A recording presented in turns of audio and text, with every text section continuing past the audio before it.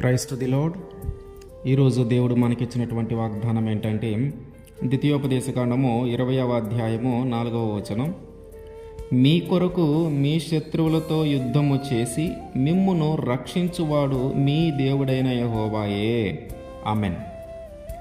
మన శత్రువుతో పోరాడటానికి మన బలము సరిపోనప్పుడు, మన శత్రువుతో యుద్ధము చేయటానికి మన శక్తి సామర్థ్యాలు సరిపోనప్పుడు, మన శత్రువుని ఎదుర్కోవటానికి మనకు ధైర్యము సరిపోనప్పుడు, మన బలగము సరిపోనప్పుడు, ఇక నా వల్ల కాదు, ఇక నేను పోరాడలేను, ఇక నేను యుద్ధము చేయలేను, ఇక నేను ఎదుర్కొనలేను, నాకు ఒక సహాయం కావాలి, నా పక్షాన నిలబడే వాళ్ళు కావాలి, నా పక్షాన నిలబడి నా శత్రువుతో యుద్ధము చేసి మమ్మల్ని కాపాడేవారు కావాలి, మమ్మల్ని రక్షించే వాళ్ళు కావాలి అనుకునే పరిస్థితిలో కానీ మనం ఉంటే, మన దేవుడు సెలవిస్తున్నటువంటి మాట ఏంటంటే, మీ కొరకు మీ శత్రువులతో నేను యుద్ధము చేస్తాను, నీ కొరకు నీ శత్రువుతో నేను యుద్ధము చేసి నేను నిన్ను రక్షిస్తానని దేవుడు వాగ్దానం చేస్తూ ఉన్నాడు.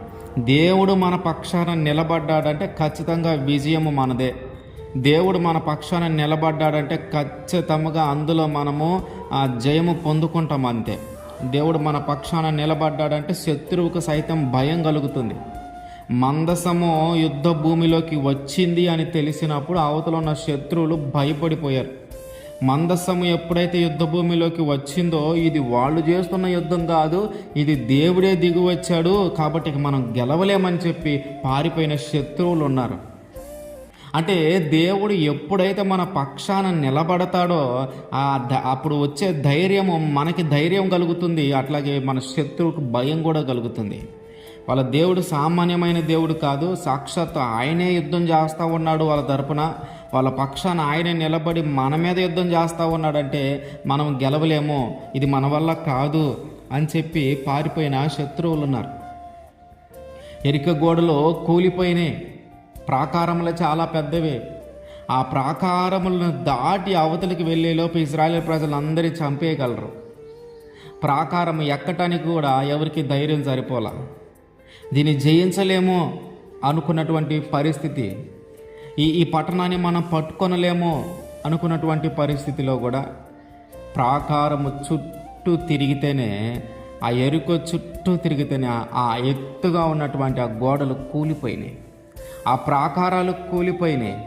ఎలా జరిగిందంటే దేవుడే, అంటే ఆయన మన పక్షానుంటే సాధ్యము కాని దానిని సాధ్యము చేయగలిగిన దేవుడు. ఆయన మన పక్షానుంటే మన శత్రువు ఎంత గొప్పవాడైనా సరే, వాడు ఎంత ఉన్నతమైన స్థానంలో ఉన్న వ్యక్తి అయినా సరే, ఖచ్చితంగా మనదే విజయం.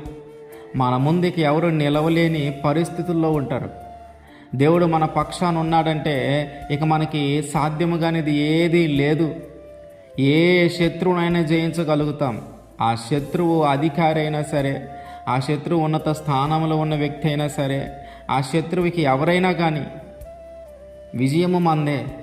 అంటే మనం బట్టి కాదు, మన తెలివిని, మన జ్ఞానాన్ని, మన బలమును, మన చదువును, మన ఉద్యోగాన్ని, మన బలగమును బట్టి కాదు, కానీ దేవుడు మన పక్షాన నిలబడ్డాడు గనుక, దేవుడు మన పక్షాన మన కొరకు పోరాడుతూ ఉన్నాడు గనుక, దేవుడు మన కొరకు మన శత్రువు మీద పోరాడుతూ ఉన్నాడు కనుక ఆ శత్రువు మీద ఇక విజయం మనదే.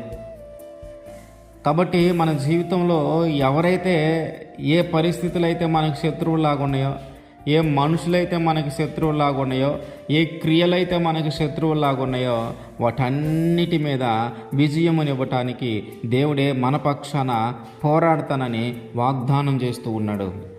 దేవుడే మన పక్షమున పోరాడి మనకు విజయమును అనుగ్రహిస్తానని వాగ్దానం చేస్తూ ఉన్నాడు కనుక మనం ఇక ఆ శత్రువును చూసి భయపడకుండా, ఆ శత్రువును చూసి వణికిపోకుండా, ఆ శత్రువు చేతిలో నుంచి మనల్ని తప్పించేవారు ఎవ్వరూ లేరని ఆలోచనలోకి నువ్వు వెళ్లకుండా, వాటన్నిటి నుంచి విడిపించి, వాటన్నిటి నుంచి తప్పించి మనల్ని రక్షించగలిగిన దేవుడు, మనల్ని కాపాడగలిగిన దేవుడు మనకున్నాడు. ఆయన మన పక్షాన మన శత్రువుతో యుద్ధం చేస్తాడనే ధైర్యంతో మనము ముందుకు కొనసాగుదాం. ఆమేన్.